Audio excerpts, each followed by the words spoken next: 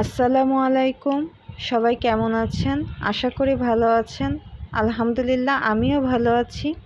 আজকে আমি আপনাদের সামনে আরও একটি রেসিপি নিয়ে আসলাম, ইলিশ মাছ দিয়ে কাঁচকলা।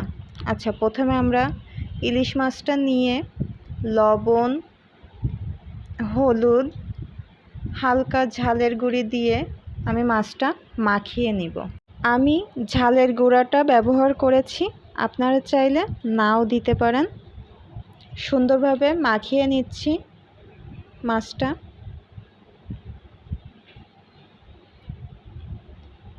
তারপরে আমি চুলার উপরে ফ্রাই প্যান দিয়েছি, দিয়ে আমি মাছটা সুন্দর করে ভেজে নিচ্ছি।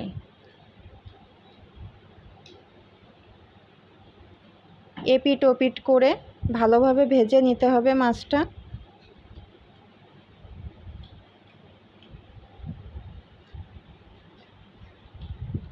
আমার মাছটা ভাজা হয়ে গিয়েছে, এবার আমি মাছটা তুলে নিচ্ছি।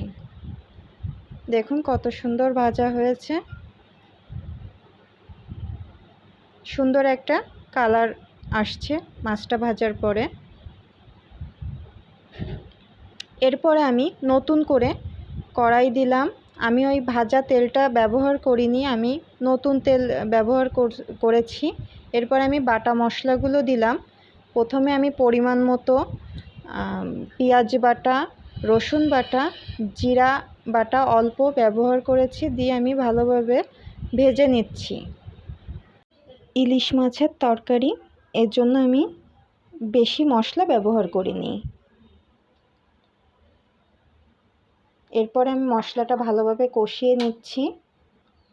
কিছু কাঁচা ঝালও দিয়েছি। মশলাটা কষানোর জন্য আমি হালকা পানি দিলাম। পানিটা বলক আসলে আমি কাঁচকলাটা দিয়ে দিলাম কষানোর জন্য। ভালোভাবে নাড়াচাড়া দিতে হবে, কাঁচকলাটা ভালোভাবে কষিয়ে নিতে হবে।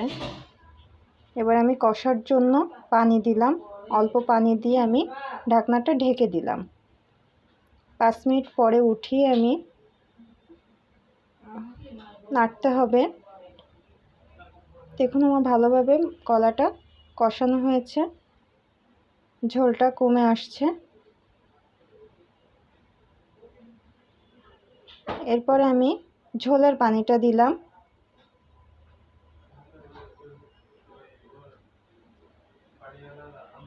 এবার মাছটা দিয়ে দিচ্ছি ঝোলের পানিতে। আমি আগে থেকেই মাছটা দিয়ে দিলাম, যাতে করে আমার মাছের ফ্লেভারটা তরকারিতে মিশে যায়, এজন্য। এবার আমি ঢেকে দিলাম। ঢেকে দেওয়ার পরে দেখুন আমার তরকারিটা হয়ে গিয়েছে। এর মধ্যে আমি কয়েকবার তরকারির ঢাকনা উঠিয়ে দেখেছি। দেখুন আমার তরকারিটা হয়ে গিয়েছে, সুন্দর একটা কালার আসছে।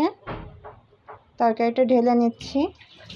আমার ভিডিওটি আপনাদের ভালো লাগলে আমার ফেসবুক পেজটাকে ফলো দিবেন এবং ইউটিউব চ্যানেলটাকে সাবস্ক্রাইব করবেন। সবাই ভালো থাকেন। আল্লাহ হাফেজ।